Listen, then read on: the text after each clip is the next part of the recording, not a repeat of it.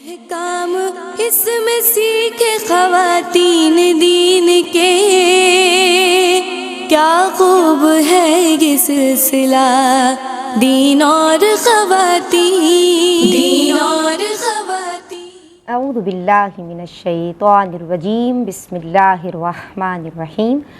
الحمدللہ الذی ہدانا لہذا وما کننا لنہتدی لولا ان ہدانا اللہ، یعنی تمام تعریفیں اللہ رب العزت کے لیے ہیں جس نے ہمیں ہدایت کی راہ دکھائی، اور اگر اللہ ہمیں ہدایت کی راہ نہ دکھائے تو ہم کچھ بھی کر نہ پائیں۔ اللہم صلی علی سیدنا ومولانا محمد عدد ما فی علم اللہ صلاۃ دائمۃ بدوام ملک اللہ۔ السلام علیکم ورحمۃ اللہ وبرکاتہ۔ اللہم اعنی علی ذکرک و شکرک و حسن عبادتک، اس دعا کے ساتھ آج کا پروگرام کچھ گیپ کے بعد ہم حاضر ہو رہے ہیں۔ الحمدللہ ماہ رمضان المبارک، وہ مبارک ماہ کہ جسے اللہ تبارک و تعالیٰ کی جانب سے برکت دی گئی، فضیلتوں سے پر مہینہ ہم سب نے گزارا، اس دعا کے ساتھ کہ پروردگار آپ سب کی، ہم سب کی تمام کوششوں کو، تمام عبادتوں کو اپنی بارگاہ میں قبولیت کا درجہ عطا فرمائے۔ جناب، آج ہم بات کر رہے ہیں ماہ شوال المکرم کے تعلق سے، یعنی آج شوال کے احکام ہمارا عنوان ہے۔ ماہ شوال جو کہ اسلامک کیلنڈر کا قمری سال کا 10واں مہینہ ہے، یہ بھی فضیلت والا مہینہ ہے، یہ بھی برکت والا مہینہ ہے۔ بات یہ ہے کہ قرون اولیٰ میں اسے برکت سے خالی سمجھا جاتا تھا، لیکن قربان جائیں حضور جان عالم صلی اللہ تعالیٰ علیہ وآلہ وسلم کی تعلیمات کے کہ آپ نے تمام باطل نظریات کا رد فرمایا، اور جناب یہ وہ مبارک ماہ ہے کہ جس میں حضرت عائشہ صدیقہ رضی اللہ تعالیٰ عنہا کا نکاح ہوا، اور ایک روایت کے مطابق آپ کی رخصتی بھی ہوئی، جس کا پہلا روز یوم الجائزہ ہے، یعنی انعام کا، تشکر کا، سیلیبریشن کا دن ہے، اور صلہ رحمی ہوتی ہے، مہمان نوازی ہوتی ہے اس دن، اور دیگر جناب دعوتوں کا سلسلہ تو ابھی تک چل رہا ہے۔ اور اس کی پہلی رات جو ہے وہ لیلۃ الجائزہ ہے، انعام کی رات ہے۔ تو آج ہم اس مہینے کے تعلق سے بات کریں گے، آپ کو ویلکم کرتے ہیں، کالز کے دروازے آپ پہ کھولتے ہیں اور اپنی عالمات کا تعارف کراتے ہیں۔ جناب، آج جو عالمات میری آپ کی ہم سب کی رہنمائی کے لیے موجود ہیں، ماشاءاللہ گاہے گاہے آپ ان دونوں کو دیکھتے ہیں اور دونوں بہت اچھا بولتی ہیں، عالمہ صوبیہ شاکر اور عالمہ صدف پروین، سلام عرض کرتے ہیں۔ السلام علیکم ورحمۃ اللہ۔ وعلیکم السلام ورحمۃ اللہ۔ آپ دونوں خیریت سے ہیں؟ الحمدللہ، ماشاءاللہ، اللہ آپ دونوں کو سلامت رکھے، اور ہم دعا گو ہیں کہ آپ اسی طرح اخلاص کے ساتھ دین کی خدمت کرتی رہیں۔ اور جناب آج ہمیں جوائن کر رہے ہیں for the very first time ماشاءاللہ علامہ حافظ احمد یوسف صاحب، اور ہم ان کے لیے دعا گو ہیں، اور آج یہ ہماری رہنمائی کے لیے آن دی سیٹ موجود ہیں، آن بھی پر براہ راست انہیں سلام عرض کرتے ہیں۔ السلام علیکم ورحمۃ اللہ وبرکاتہ۔ وعلیکم السلام ورحمۃ اللہ وبرکاتہ، بہت شکریہ۔ مزاج ہمایوں، الحمدللہ، خیریت سے ہیں آپ؟ جی الحمدللہ، ماشاءاللہ، اللہ آپ کو سلامت رکھے، اور آپ کی اجازت ہے تو پروگرام شروع کروں؟ جی بہت شکریہ۔ جناب، ہم بات کر رہے ہیں ماہ شوال کے احکام کے تعلق سے، اور مستند کتب حدیث کی روشنی میں اس ماہ کے جو 6 روزے ہیں، یعنی حضور فرماتے ہیں کہ جو ماہ رمضان کے روزے رکھتا ہے اور پھر ماہ شوال میں 6 روزے رکھ لیتا ہے، مفہوم عرض کر رہی ہوں، وہ ایسا ہے کہ جس نے ساری عمر روزہ رکھا یا سارا سال روزہ رکھا انفیکٹ۔ تو آپ اس ماہ میں روزے رکھنے کی بھی کوشش کریں جس بہن نے یا جن بہنوں نے نہیں رکھے۔ میں آپ کی سمت آؤں گی، اور قضا روزوں کا بھی، اس کی ادائی کا بھی اہتمام کریں۔ مجھے یہ بتاؤ، سوال میرا آج یہ ہے کہ ماہ شوال کی اہمیت اور اس کی فضیلت کی روشنی آپ قرآن و حدیث کی روشنی میں بیان کرو۔ اعوذ باللہ من الشیطان الرجیم، بسم اللہ الرحمن الرحیم۔ الحمدللہ، تقریباً بہت سارے اسلامی مہینوں کے ہم فضائل بیان کرنے کی سعادت حاصل کر چکے ہیں۔ اسی سلسلے کی ایک کڑی آج ماہ شوال المکرم کی فضیلت اور اہمیت ہے۔ بے شک اللہ تبارک و تعالیٰ کا کوئی بھی دن فضیلتوں اور رحمتوں سے خالی نہیں ہے، لیکن کچھ اسپیشل فضائل جب حدیث میں کسی مہینے کے کسی دن کے آ جاتے ہیں تو وہ اس میں رحمت اور برکت اللہ تبارک و تعالیٰ کی اور زیادہ بڑھ جاتی ہے۔ تو جیسا کہ آپ نے انٹرو میں فرمایا کہ یہ وہ ماہ مقدسہ ہے کہ جس کی ابتدا ہی اللہ تبارک و تعالیٰ کی جانب سے انعام اور اکرام کے ساتھ کی جاتی ہے، اور اس کی شب کو لیلۃ الجائزہ کہا جاتا ہے۔ رمضان المبارک میں محنتیں کی، عبادتیں کی، اور آج انعام کی رات ہے۔ اور نبی کریم علیہ الصلوۃ والسلام فرماتے ہیں، ابن ماجہ کی روایت ہے کہ جو عیدین یعنی کہ یوم الفطر اور اسی طرح سے عید الاضحیٰ کی راتوں میں ثواب کی نیت سے قیام کرے تو اللہ تبارک و تعالیٰ اس کے دل کو اس دن زندہ رکھے گا جس دن اور دل مردہ ہو جائیں گے۔ تو یہ نبی کریم علیہ السلام نے خصوصی نام اس کا ذکر فرمایا۔ پھر اسی رات میں جب دعا کی جاتی ہے تو حدیث کی روشنی میں وہ دعا رد نہیں کی جاتی، ہر دعا اللہ تبارک و تعالیٰ اس کو درجہ قبولیت عطا فرماتا ہے۔ اس کے علاوہ اس ماہ مبارک کا پہلا دن یوم الفطر ہے، اس دن عید منائی جاتی ہے، اور جو اللہ تبارک و تعالیٰ نے اظہار تشکر و مسرت کا طریقہ ہمیں عطا فرمایا اپنے نبی علیہ الصلوۃ والسلام کے ذریعے، اس دن ہم اس طریقے کے مطابق عید کے دن کو گزارتے ہیں، اور یہ دن بھی رحمتوں سے خالی نہیں ہوتا۔ روایت میں ہے کہ عید کی جب صبح ہوتی ہے تو اللہ تبارک و تعالیٰ فرشتوں کو شہروں اور بستیوں کی جانب روانہ فرماتا ہے جہاں وہ لوگوں سے مخاطب ہوتے ہیں۔ پھر اللہ تبارک و تعالیٰ اپنی شان کے لائق لوگوں سے مخاطب ہو کر انہیں انعامات اور اکرامات سے نوازنے کا اعلان فرماتا ہے، سبحان اللہ، اور یہاں تک کہ فرمایا جاتا ہے کہ مغفرت یافتہ ہو کر اپنے گھروں کی جانب لوٹ جاؤ۔ ماشاءاللہ۔ یہی وہ مبارک مہینہ ہے جس میں اللہ تبارک و تعالیٰ نے یوں بھی اہتمام فرمایا کہ مسکینوں کو بھی اس طرح نہیں چھوڑا جاتا کہ وہ خوشی نہ منا سکیں، تو پھر صدقہ فطر کا اہتمام کیا جاتا ہے۔ اس کے علاوہ 6 روزے رکھے جاتے ہیں نفلی، جن کا ثواب ایک اگر ہم تعبیر اور تفسیر کر لیں تو پورے سال، اور یا بعض علماء نے یہ بھی بیان فرمایا کہ پوری زندگی اس میں روزے رکھنے کا ثواب اللہ تبارک و تعالیٰ عطا فرماتا ہے۔ یہی وہ مبارک وقت ہے یا مبارک مہینہ ہے جب سے حج کا احرام باندھا جا سکتا ہے، اور اللہ تبارک و تعالیٰ نے الحج اشہر معلومات فرما کر، یعنی حج جو ہے وہ چند متعین کردہ مہینوں کو کہتے ہیں یا ان میں احرام باندھا جا سکتا ہے، جس میں شوال المکرم ابتدا شوال سے ہی ہو جاتی ہے۔ تو اس طرح قرآن اور حدیث میں اس مہینے کی اہمیت کو بیان کیا گیا ہے۔ جو حج کرنے جا رہے ہیں ان کے لیے بہت بڑی خوش نصیبی کی بات ہے، لیکن کوئی بھی محروم نہیں ہے۔ ہم تھوڑی سی ہمت کریں، نفلی روزوں کا اہتمام کریں، عبادات کا خصوصی طور پر اہتمام کریں، تو انشاءاللہ تبارک و تعالی ہمیں بھی خیر کثیر حاصل ہوگی۔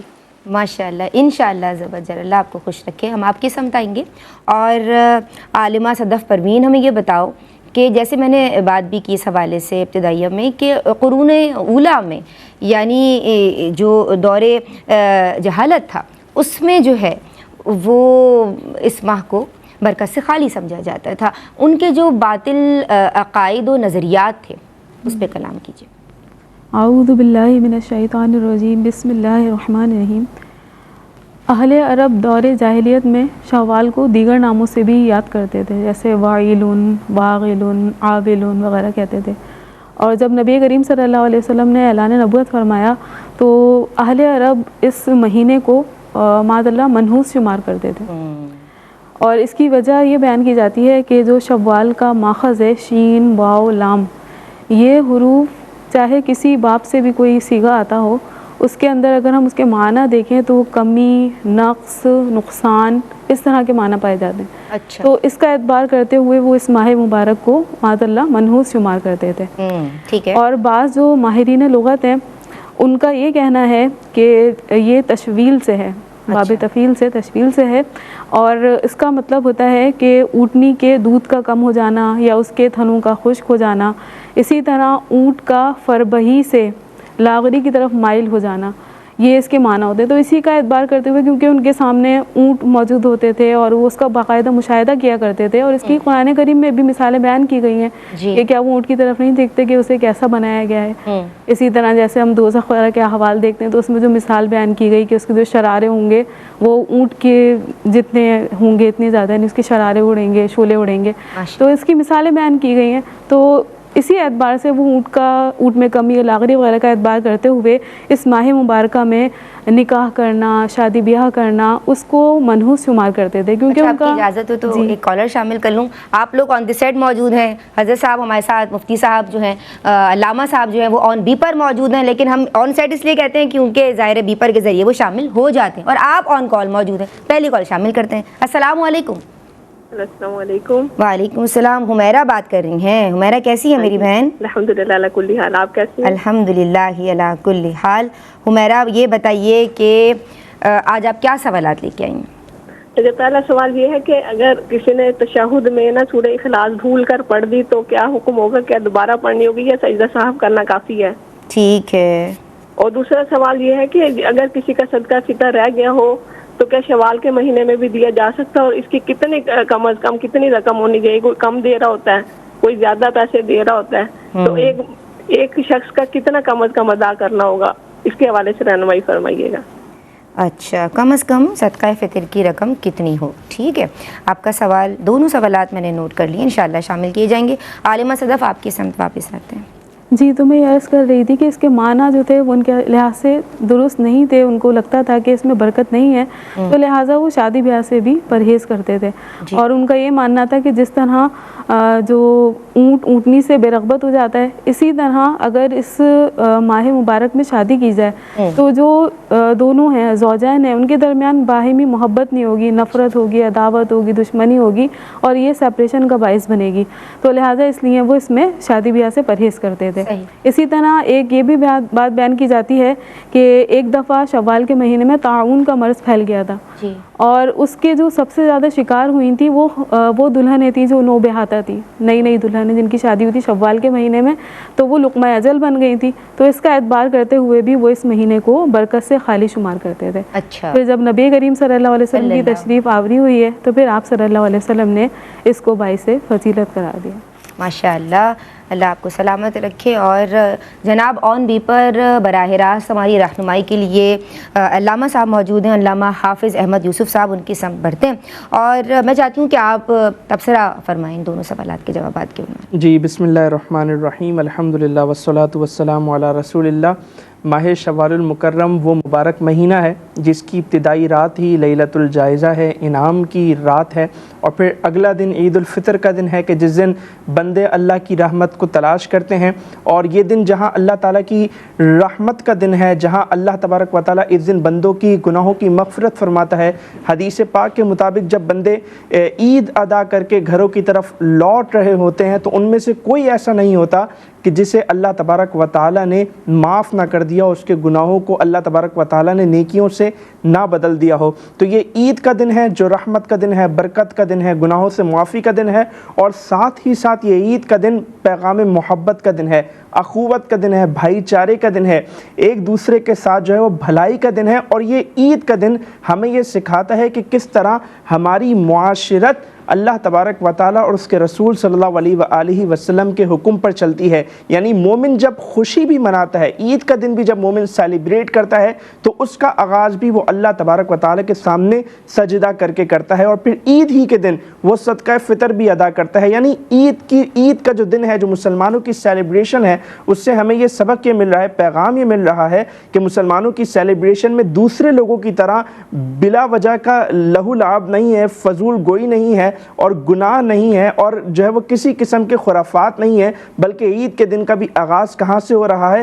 اللہ کے حضور سجدہ کر کے حقوق اللہ کے ذریعے, اور صدقہ فطر ادا کر کے, یعنی حقوق العباد پورے کر کے. تو عید کے دن کا پیغام ہے اور ماہ شوال کا یہ ہمیں درس ہے. پھر اسی طرح اگر ہم آگے چلیں تو جیسے کہ ذکر ہوا الحج اشہر معلومات, اور علماء اس بات پر متفق ہیں, محدثین, مؤرخین, مفسرین, ہر ایک نے اس بات کو نقل کیا کہ الحج اشہر معلومات میں یعنی جو حج کے مہینے ہیں اس میں شوال المکرم کا مہینہ بھی ہے کہ جس میں حج کا احرام باندھا جا سکتا ہے. اگر تاریخی حوالے سے ہم شوال کے مہینے کو دیکھیں, بڑا اہم مہینہ ہے. نجران سے جو عیسائیوں کا وفد آیا تھا اور نبی کریم علیہ الصلوۃ والسلام نے انہیں جو مباہلے کی دعوت دی تھی وہ بھی اسی مہینے میں پیش آیا تھا. اسلام کا ایک بہت اہم مارکہ غزوہ احد اور پھر اسی طرح غزوہ حنین وہ بھی اسی مہینے میں پیش آیا. نبی کریم علیہ الصلوۃ والسلام اور حضرت عائشہ صدیقہ رضی اللہ تعالی عنہ جو کہ حضور علیہ الصلوۃ والسلام کی محبوب زوجہ ہیں, ان کا نکاح بھی اسی مہینے میں ہوا.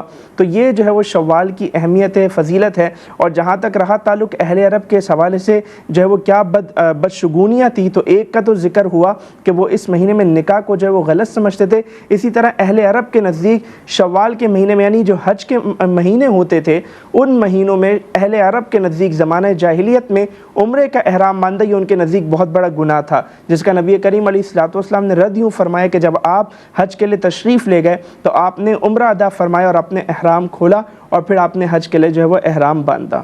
ٹھیک ہے, بہت شکریہ مفتی صاحب آپ کا, ماشاء اللہ بہت اچھی گفتگو آپ کی جانب سے رہی. اس موقع پہ ایک بریک شامل کر رہی ہوں, اپنی زبانوں کو درود پاک سے تر رکھیے. اللہم صلی.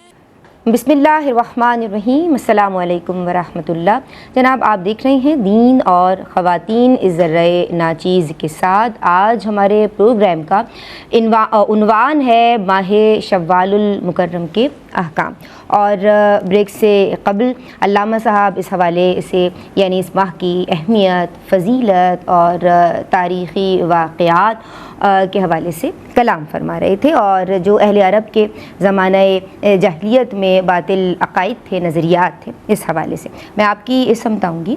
اور عالمہ صوبیہ شاکر ہمیں بتائیے کہ ہم اپنے معاشرے میں دیکھتے ہیں, یعنی اب ایک رویہ ہے, تصور ہے کہ لوگ یعنی اس کو عید کا مہینہ کہتے ہیں نا, تو وہ مائیں جو ہیں وہ عید کے مہینے میں شادی ہوگی یعنی کہہ رہی ہوتی ہیں کہ بھائی میں اپنی بیٹی کی شادی عید کے مہینے میں کروں گی. تو اسے پسند کیا جاتا ہے, کیا کوئی خاص وجہ ہے؟ ضمناً تذکرہ ہوا بھی ہے, میں چاہتی ہوں آپ ذرا اس پہ کلام کیجیے.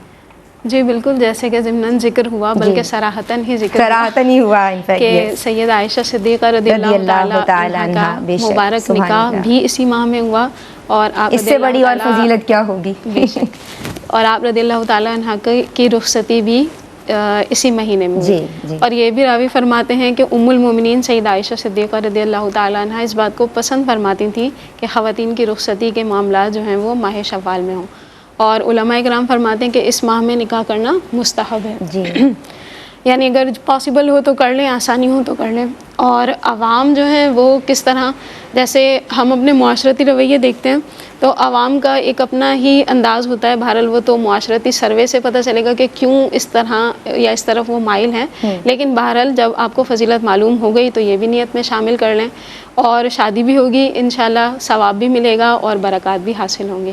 تو یہ ضرور ذہن میں رکھیں کہ سرکار علیہ الصلوۃ والسلام کے نکاح کو اس مہینے میں نکاح کو نسبت حاصل ہے, تو بالکل ضرور اس کا نیت کے ساتھ اہتمام کریں تو انشاءاللہ بہت برکات حاصل ہوگی. حسن نیت سے ثواب کا ترتب ہوتا ہے. کیا بات ہے, ماشاء اللہ. میں آپ کی سمجھاؤں گی عالمہ صدف پروین. اور ماہ شوال میں تاریخ اسلام کا عظیم مارکہ غزوہ احد ہوا, اس تعلق سے مطلب رہنمائی بھی فرمائیے, اس واقعے کا, اس غزوے کا ذکر بھی کیجیے, اور ہمیں سبق کیا ملتا ہے اس عظیم مارکے سے. جی, شوال المکرم میں غزوہ احد بھی ہوا, غزوہ حنین بھی ہوا, اور اس میں بھاری یعنی تعداد کے ساتھ ہمیں نقصان بھی اٹھانا پڑا. لیکن اس میں بھی کوئی دو رائے نہیں کہ وہ جو دور مبارکہ تھا وہ ہر اعتبار سے, روحانی اعتبار سے اور ایمانی اعتبار سے اور جو جذبہ دینی ہے اس کے اعتبار سے بہت یعنی بے مثال تھا. اس کی کوئی مثال نہیں ملتی, کیونکہ آپ صلی اللہ علیہ وآلہ وسلم اپنے بذات خود بنفس نفیس آپ صلی اللہ علیہ وسلم ان کے درمیان جلوہ فرماتے, اور آپ کے ساتھ جو جماعت تھی وہ بعد از انبیاء خلوص کے اعتبار سے, رضا کے اعتبار سے, جانثاری کے اعتبار سے, ہر اعتبار سے آپ صلی اللہ علیہ وسلم کے مخلص ترین ساتھی تھے. تو یہ انتہائی یعنی جانثار قسم کے صحابہ بھی آپ کے ساتھ موجود تھے, لیکن پھر بھی جو ہے نقصان کا سامنا کرنا پڑا. تو اس میں پھر ہمارے لیے سبق بھی موجود ہے. تو اگر ہم دیکھیں تو جب یہ غزوہ احد کا معرکہ درپیش ہوا تو نبی کریم صلی اللہ علیہ وآلہ وسلم نے مشاورت فرمائی, اور بذات خود آپ صلی اللہ علیہ وسلم کی مبارک رائے یہ تھی کہ اندرون شہر سے رہ کر ہی شہر کا دفاع کیا جائے. پھر آپ نے مشورہ طلب فرمایا تو بعض جو جذبہ جہاد سے سرشار تھے, نوجوان قسم کے صحابہ کرام تھے, ان کی رائے, ان کا اصرار یہ تھا کہ ہمیں شہر سے باہر نکل کر جہاد کرنا چاہیے, کیونکہ وہ غزوہ بدر میں شریک نہ ہو سکے تھے اور اس کی جو فضیلتیں وغیرہ انہوں نے سنی تھی تو چاہتے تھے کہ وہ ہمیں بھی حاصل ہو جائیں. تو بہرحال جب یہ انہوں نے رائے پر اصرار کیا، آپ صلی اللہ علیہ وسلم اپنے کاشان اقدس میں تشریف لے گئے اور پھر زرا وغیرہ زیب تن فرما کر جب آپ تشریف لائے تو پھر انہوں نے عرض کی کہ جو آپ کی رائے ہو آپ اسے ہی وہی فرما لیجئے.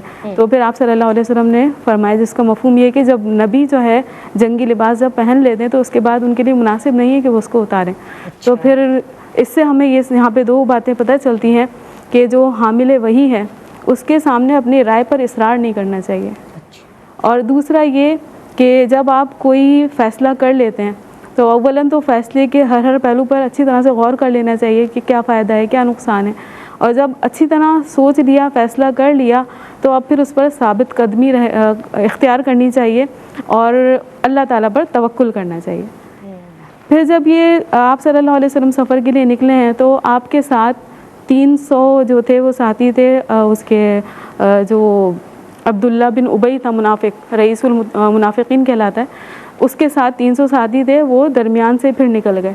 1000 کا لشکر تھا لیکن اس میں 300 نکل گئے، اب 700 باقی بچے. اور جب یہ نکلے تو پھر چند جو صحابہ کرام کی طرف سے مشورہ دیا گیا کہ جو یہود کے حلیف قبائل مسلمانوں کے ان کو اپنے ساتھ ملا لیا جائے. اس پر آپ صلی اللہ علیہ وسلم نے انکار فرمایا. تو یہاں سے پتہ چلتا ہے کہ جو مشکوک اور مشتبہ قسم کے افراد ہیں ان سے کنارہ کشی اختیار کرنی چاہیے، انہیں اپنی صفوں میں شامل نہیں کرنا چاہیے، انہیں اپنا ہمراز نہیں بنانا چاہیے. کیونکہ جو مخلصین ہیں وہ چاہے کم ہی تعداد میں کیوں نہ ہوں، یہی جو ہیں آپ کی ہمت بندھانے میں کامیاب ہوتے ہیں، یہی آپ کو کامیابی سے ہمکنار کرتے ہیں. بے شک ایسا ہی. پھر جب صف آرا ہوئے، دشمن سامنے موجود ہے، اس وقت پھر آپ صلی اللہ علیہ وسلم نے میدان جو جہاد ہے اس کا جائزہ لیا اور بیک سائڈ پر غزوہ احد جہاں پر ہوا تھا وہاں پر حضرت عبداللہ بن جبیر رضی اللہ تعالیٰ عنہ کی قیادت میں 50 تیر اندازوں کا جو دستہ ہے وہ مقرر فرمایا اور انہیں باقاعدہ طور پہ تنبیہ فرما دی تھی کہ چاہے حالات کچھ بھی ہوں، چاہے ہم جیتیں یا ہمیں شکست ہو، چاہے کچھ بھی ہو، آپ نے یہاں سے نہیں ہٹنا ہے. بس یہ کہ ان کی وہاں پر عدم توجہی ہوئی اور اولاً تو یہ معاملہ ہوا تھا کہ 1 by 1 مقابلہ ہوا اور مسلمانوں کو اس میں فتح حاصل ہوئی اور پھر مال غنیمت جو ہے صحابہ کرام سے جمع فرمانے لگے. تو وہ جو 50 تیر انداز تھے ان کی توجہ وہاں پر نہ رہی اور وہ وہاں سے ہٹے. حضرت عبداللہ بن جبیر رضی اللہ تعالیٰ عنہ نے منع بھی فرمایا لیکن وہ وہاں پر قائم نہ رہ سکے. پھر جو جب یعنی جنگ کا پانسہ جو ہے وہ پلٹا ہے تو پیچھے سے حملہ آور ہوئے ہیں. تو پھر جب وہ پیچھے سے حملہ آور ہوئے ہیں تو پھر اس وجہ سے مسلمانوں کو شدید نقصان کا سامنا کرنا پڑا اور نبی کریم صلی اللہ علیہ وسلم کی جو ذات مبارکہ ہے اسے بھی نقصان پہنچا. یعنی آپ صلی اللہ علیہ وسلم کا چہرہ مبارکہ زخمی ہوا، دندان مبارک شہید ہوئے اور حضرت امیر حمزہ رضی اللہ تعالیٰ عنہ ان کی نہ صرف شہادت ہوئی بلکہ انہیں بے رحمی سے ان کا مسلح کیا گیا اور اس کے ساتھ ساتھ 70 صحابہ کرام وہ بھی شہید کر دیے گئے. تو اور اسی دوران جو ہے شیطان نے افواہ پھیلا دی کہ معاذ اللہ نبی کریم صلی اللہ علیہ وسلم شہید کر دیے گئے. جب یہ خبر پھیلی ہے تو اس سے مسلمانوں کے قدم اکھڑ گئے، وہ لڑکھڑا گئے، تو بری طرح بہت زیادہ نقصان کا سامنا کرنا پڑا. تو اس تمام باتوں سے ہمیں جو ایک سبق ملتا ہے وہ یہ ملتا ہے کہ جو آپ کے اوپر امیر مقرر کیا گیا ہے آپ کو اس کی ہر حال میں اطاعت کرنی چاہیے. اگر آپ اطاعت نہیں کریں گے تو نقصان کا سامنا کرنا پڑے گا. اسی طرح ایک بات یہ بھی پتہ چلتی ہے کہ جو افواہیں ہیں ان پر آپ کو توجہ نہیں کرنی چاہیے. بلا تحقیق اور بلا توثیق ہمیں کسی کی جو بے پر کی بات ہے اس پر اعتماد نہیں کرنا چاہیے کیونکہ اس سے بھی بہت زیادہ نقصان کا سامنا کرنا پڑتا ہے یا پڑ سکتا ہے. ماہ شوال المکرم میں ابھی بات بھی ہوئی اب رسول اللہ صلی اللہ علیہ وآلہ وسلم حضرت حمزہ آپ کی بھی شہادت ہوئی اور حضور اپنے چچا جان سے بہت محبت فرماتے تھے. میں چاہتی ہوں کہ آپ حضرت حمزہ کا تعارف بیان کیجئے اور حضور جان عالم صلی اللہ علیہ وآلہ وسلم سے جو ان کی قلبی وابستگی، جو میلان تھا، جو محبت تھی، اس پہ روشنی ڈالیں. جی، حضرت امیر حمزہ رضی اللہ تعالیٰ عنہ نبی کریم علیہ الصلوۃ والسلام کے چچاؤں میں سے، ان خوش نصیب چچاؤں میں سے شامل ہیں کہ جو مشرف با اسلام ہوئے. اور حضرت امیر حمزہ رضی اللہ تعالیٰ عنہ کا اگر ہم نام اور ان کا سلسلہ نسب دیکھیں تو آپ کا سلسلہ نسب کچھ اس طرح بنتا ہے کہ حمزہ بن عبد المطلب بن ہاشم بن عبد مناف بن قصی الہاشمی یا القرشی. تو اس طرح سے آپ کا شجرہ نسب بنتا ہے. القابات کی بات کی جائے تو آپ کا لقب سید الشہداء، اسی طرح اسد اللہ، اسد الرسول اور افضل الشہداء ہے، اور آپ کی کنیت ابو عمارہ تھی۔ آپ رضی اللہ تعالیٰ عنہ نبی کریم علیہ الصلاۃ والسلام کی ولادت باسعادت سے 2 سال قبل متولد ہوئے، اور آپ رضی اللہ تعالیٰ عنہ کو یہ شرف بھی حاصل ہے کہ آپ نبی کریم علیہ الصلاۃ والسلام کے رضائی بھائی بھی ہیں۔ آپ رضی اللہ تعالیٰ عنہ کے اگر خد و خال کی بات کی جائے تو کردار اور سیرت کی طرح آپ انتہائی حسین و جمیل تھے ظاہری اعتبار سے بھی، اور آپ کی انتہائی خوبصورت پیشانی تھی، دبلا پتلا لیکن توانا جسم تھا، کلائیاں آپ کی چوڑی تھیں، اور آپ کے مشاغل میں شعر و شاعری کرنا، سیر و سیاحت کرنا، شکار کے آپ بہت زیادہ شوقین تھے، اسی طرح پہلوانی، تیر اندازی، نیزہ بازی، ان تمام چیزوں میں آپ کو مہارت تامہ حاصل تھی، بہترین جنگجو تھے آپ رضی اللہ تعالیٰ عنہ ایک مرتبہ عادت تھی آپ کی کہ آپ شکار کے لیے روز ہی جایا کرتے تھے، اور واپس آتے تو ایک ماحول تھا کہ کعبۃ اللہ کے پاس سرداران قریش موجود ہوتے تھے، تو آپ بھی ان کی مجلس کو اختیار کرتے، پھر گھر کی طرف آتے۔ ایک دن حسب معمول جب آپ شکار سے تشریف لے کر آئے تو آپ کو معلوم ہوا کہ ابو جہل نے نبی کریم علیہ الصلاۃ والسلام کے ساتھ زبانی طور پر بھی بد کلامی کی ہے، آپ کے ساتھ گستاخی کی ہے، اور آپ کو زخمی بھی کیا ہے۔ اتنا سننا تھا کہ آپ کی محبت جو تھی وہ بالکل والہانہ تھی، اور آپ جو ہے کسی سے ملے بغیر سیدھے گئے اور جا کر ابو جہل جو لوگوں کے درمیان بیٹھا تھا اس پر اپنی کمان ماری اس کے سر پر، جس سے اسے چوٹ لگی اور خون بہنے لگا۔ اور پھر اس کے بعد جو ہے آپ نے کہا کہ تم کیا سمجھتے ہو کہ مجھے اپنے بھتیجے سے محبت نہیں ہے، وہ میں ایمان لاتا ہوں ان کے دین پر، جو ان کا دین ہے وہ میرا دین ہے، تم اگر مجھے مسلمان ہونے سے روک سکتے ہو تو روک لو۔ جذبات میں اس طرح آپ نے کہا تو ضرور، لیکن پھر آپ جب گھر لوٹے تو پھر آپ کو شیطان نے وسوسہ ڈالا کہ تم تو قریش کے قبیلے کے سردار ہو، تم ایسا کیسے کر سکتے ہو، کیا کر کر آئے ہو۔ آپ تذبذب کا شکار ہوئے۔ جب صبح ہوئی تو بارگاہ رسالت میں حاضر ہوئے اور واقعہ عرض کیا۔ نبی کریم علیہ الصلاۃ والسلام نے یوں فرمایا کہ میرا بدلہ تو اس وقت پورا ہوگا کہ جب آپ ایمان قبول کر لیں گے۔ تو آپ نے اس وقت نبی کریم علیہ السلام کے نبی ہونے کی گواہی دی، اور یوں آپ کا دل نور ایمان سے بھر دیا گیا۔ وہ دن تھا اور یوم شہادت۔ حضرت امیر حمزہ رضی اللہ تعالیٰ عنہ سید الشہداء، افضل الشہداء، ہر وقت ہر قدم پر نبی کریم علیہ السلام پر اپنی جان نثار کرنے کے لیے تیار رہتے تھے۔ غزوہ بدر میں بھی آپ کے کارنامے بہت زیادہ تاریخ کا حصہ ہیں کہ آپ نے کس انداز سے حصہ لیا، اور کس انداز سے جو ہے وہ کفار مکہ سرداران قریش کے سر قلم کیا اور انہیں واصل جہنم کیا۔ آپ رضی اللہ تعالیٰ عنہ سے سرکار علیہ الصلاۃ والسلام بھی بہت زیادہ محبت فرمایا کرتے تھے، اور آپ فرمایا کرتے تھے کہ میرے چچاؤں میں سب سے بہتر امیر حمزہ رضی اللہ تعالیٰ عنہ ہیں۔ اور اسی طرح ایک صحابی رضی اللہ تعالیٰ عنہ کے یہاں بیٹے کی ولادت ہوئی، اور انہوں نے نبی کریم علیہ السلام سے عرض کی کہ اس کا نام کیا رکھوں؟ تو سرکار علیہ السلام نے فرمایا کہ مجھے حمزہ سے سب سے زیادہ محبت ہے، تم اس کا نام حمزہ رکھو۔ سبحان اللہ۔ جب نبی کریم علیہ الصلاۃ والسلام کے سامنے آپ کا جسد خاکی لایا گیا، جب آپ شہید ہوئے، اور جیسا کہ ابھی بیان کیا گیا کہ بہت بے دردی سے آپ کو شہید کیا گیا تھا، تو جب آپ کا جسد لایا گیا تو سرکار علیہ الصلاۃ والسلام فرتے غم سے نڈھال ہوئے، اور آپ کی آنکھوں سے آنسو جاری ہو گئے، اور آپ جو ہے اپنے چچا کی لاش سے مخاطب ہوئے، اور آپ نے فرمایا کہ بے شک حمزہ سارے لوگوں میں سب سے بہتر تھے، قرابت داروں کا خیال رکھنے والے تھے، بھلائیوں میں سب سے آگے آگے رہنے والے تھے، اور پھر ان کو مخاطب فرمایا کہ اے حمزہ، اے رسول اللہ کے چچا، اے اللہ کے شیر، اے رسول کے شیر، اور ہر خیر اور بھلائی میں آگے رہنے والے حمزہ، اے اللہ کے رسول سے مصیبتیں، اے اللہ کے رسول کے چہرے سے مصیبتیں اور بلائیں دور کرنے والے حمزہ۔ پھر آپ کو یوں بھی شرف دیا گیا کہ انفرادی طور پر آپ کی نماز جنازہ ادا ہوئی، اور ہر شہید کے ساتھ بھی آپ کی نماز جنازہ ادا ہوئی، جو نبی کریم علیہ الصلاۃ والسلام کی محبت کا منہ بولتا ثبوت ہے۔ بے شک۔ اتنا ہی نہیں بلکہ جب آپ کو قتل کرنے والے وحشی جو کہ مشرف با اسلام ہوئے، اور پھر انہوں نے نبی کریم علیہ السلام کی بارگاہ میں حاضر ہو کر معذرت چاہی کہ میں نے حضرت امیر حمزہ رضی اللہ تعالیٰ عنہ کو ہندہ رضی اللہ تعالیٰ عنہ کے کہنے پر اتنی بے دردی سے قتل کیا، تو سرکار علیہ الصلاۃ والسلام نے ان کی معذرت تو قبول کی، لیکن ساتھ ہی یہ فرمایا کہ آئندہ زندگی میں کبھی تم میرے سامنے نہ آنا کہ تم نے میرے محبوب چچا کے ساتھ اتنا برا سلوک کیا۔ تو اس سے بھی نبی کریم علیہ السلام کی حضرت حمزہ رضی اللہ تعالیٰ عنہ سے محبت ظاہر ہوتی ہے۔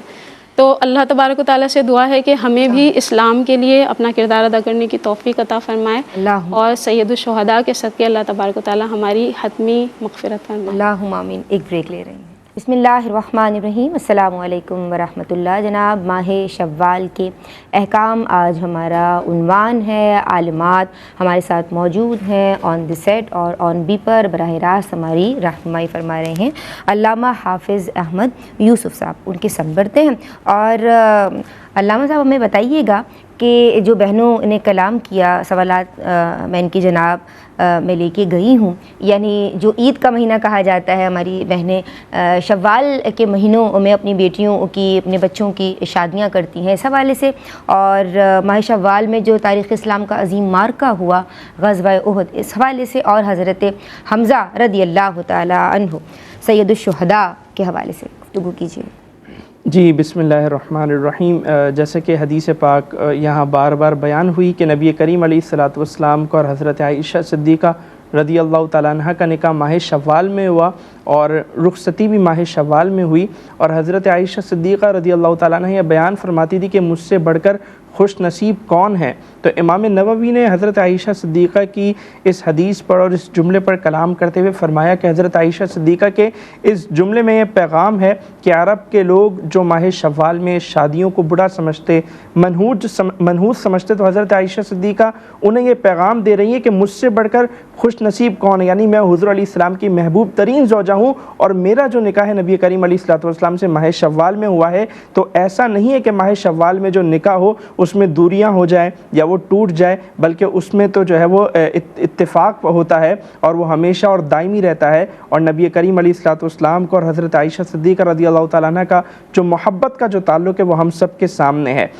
بات کی جائے غزوہ احد کی، اور ماہ شوال ہے غزوہ احد کا معرکہ، اور پھر بالخصوص اس میں حضرت امیر طیبہ، امیر حمزہ، خیر الشہداء، سید الشہداء حضرت امیر حمزہ رضی اللہ تعالیٰ عنہ کی شہادت۔ اللہ تعالیٰ قرآن میں فرماتا ہے قُل لَا أَسْأَلُكُمْ عَلَيْهِ أَجْرًا إِلَّا الْمَوَدَّةَ فِي الْقُرْبَى، اے محبوب آپ لوگوں سے فرما دیجئے کہ میں تم سے کسی چیز کا سوال نہیں کرتا سوائے اس بات کے کہ تم اہل قرابت سے، میرے قریبی رشتہ داروں سے محبت کرو۔ اب حضرت حمزہ رضی اللہ تعالیٰ عنہ کی ذات کی گرامی کو اگر ہم دیکھیں تو آپ کا نبی کریم علیہ السلام سے کس قدر قربت کا رشتہ تھا کہ نمبر 1 آپ نبی کریم علیہ الصلوۃ والسلام کے چچا تھے، نمبر 2 کہ آپ نبی کریم علیہ الصلوۃ والسلام کے رضائی بھائی تھے۔ حضرت حلیمہ، حضرت سویبہ دونوں کا نبی کریم علیہ الصلوۃ والسلام نے اور حضرت امیر حمزہ رضی اللہ تعالیٰ عنہ نے دودھ نوش فرمایا۔ اور پھر تیسری چیز کہ حضرت حمزہ رضی اللہ تعالیٰ عنہ کی والدہ اور نبی کریم علیہ الصلوۃ والسلام کی والدہ حضرت آمنہ، یہ دونوں خالہ زاد بہنیں ہیں، تو یوں ان میں آپس میں یوں بھی رشتہ داری ہے۔ تو حضرت امیر حمزہ اور نبی کریم علیہ الصلوۃ والسلام کا قرابت کا یہ تعلق ہے، تو آپ اندازہ کر سکتے ہیں کہ ان سے محبت کس قدر ضروری ہے، اور ان سے محبت ایمان کو کس قدر تقویت دیتی ہے۔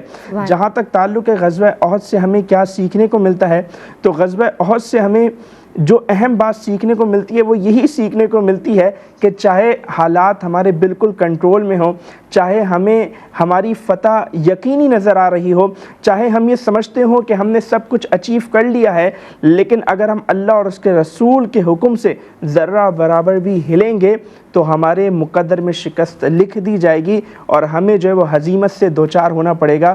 اور غزوہ احد کا سب سے بڑا پیغام ہمارے لیے یہی ہے کہ ہمیں ہر وقت ہر دم اللہ اور اس کے رسول صلی اللہ علیہ وآلہ وسلم کے حکم پر عمل کرنا ہے، چاہے وہ ہماری سمجھ آئے یا نہ آئے، چاہے وہ ہمیں پسند آئے یا نہ آئے، چاہے وہ ہماری طبیعت پر گرا گزرے، ہمیں نبی کریم علیہ الصلوۃ والسلام کو اور اللہ تعالیٰ کا حکم دل سے قبول کرنا ہے، اور اس پہ جو ہے وہ عمل کرنے کی کوشش کرتے رہنی ہے۔ جی ماشاء اللہ۔ مفتی صاحب میں سوالات کی سمجھتا ہوں کالرز کے؟ جی ٹھیک ہے۔ حمیرہ بہن نے سوال کیا ہے اور یہ پوچھ رہی ہیں کہ تشہد میں اگر کسی نے بھول کر سورہ اخلاص پڑھ لی تو کیا حکم ہوگا؟ کیا وہ یعنی دوبارہ پڑھیں نماز کو یا سجدہ سہو کر لیں؟ جی، تشہد میں تشہد پڑھنا یہ واجب ہے، تو اگر کسی نے بھول کر سورہ اخلاص پڑھ لی تو جیسے ہی یاد آئے تو فوراً وہ تشہد پڑھ لے اور اس کے بعد سجدہ سہو ادا کر لے تشہد کے بعد، تو انشاءاللہ اس کی نماز ادا ہو جائے گی۔ اچھا، صدقہ فطر کے تعلق سے دوسرا سوال کیا گیا ہے کہ یہ کیا شوال کے پورے مہینے میں یعنی کبھی بھی دیا جا سکتا ہے، اور اگر دیا جا سکتا ہے تو کم از کم رقم کتنی ہوگی؟ دیکھیں، صدقہ فطر کے جو وجوب کا وقت ہے، یعنی جس وقت اسے دینا واجب ہوتا ہے، بندے کے ذمہ کرم پر یہ واجب ہوتا ہے، وہ وقت ہے عید الفطر کا، فرسٹ شوال کا صبح صادق کا وقت. اس وقت یہ واجب ہو جاتا ہے اور عید کی نماز سے پہلے اسے ادا کرنا چاہیے.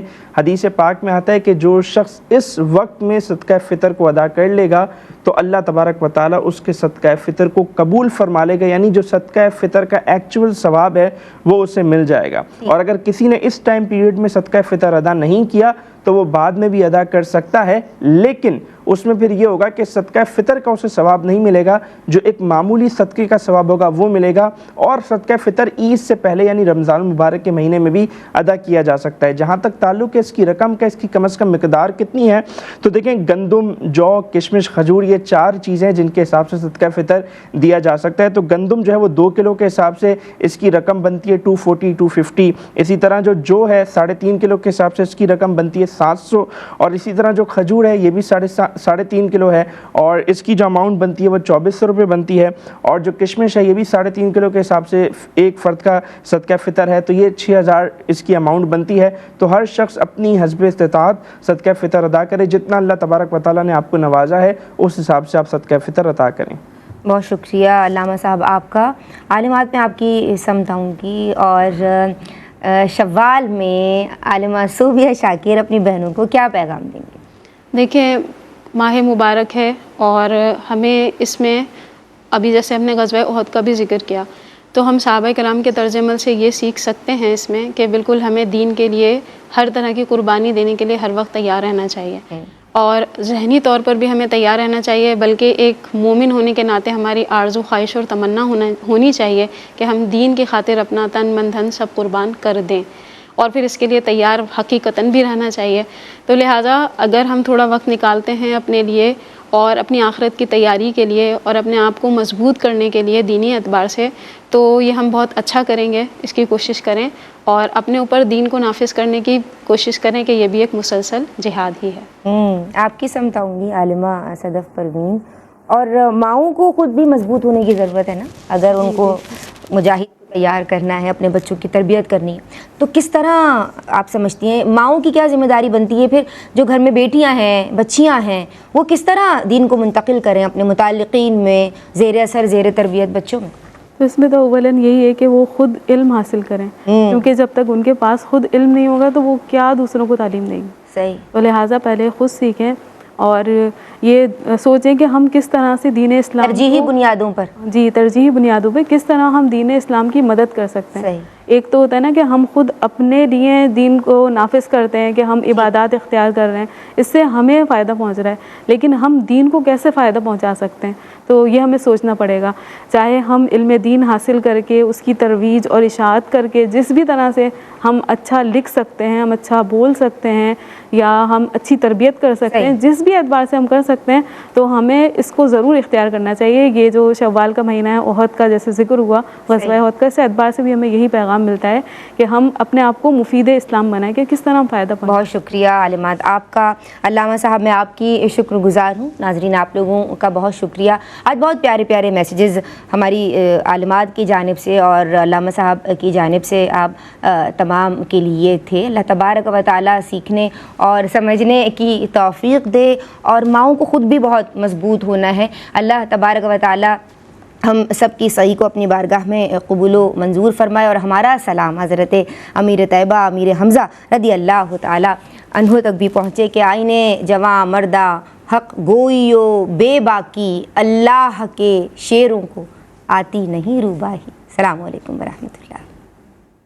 بہرے نصاب دیکھیے آقا کے فرامی، اوج کمال پر ہے وہ تابندہ مضامی. احکام اس میں سیکھے خواتین دین کے، کیا خوب ہے یہ سلسلہ دین اور خواتین، دین اور خواتین، دین اور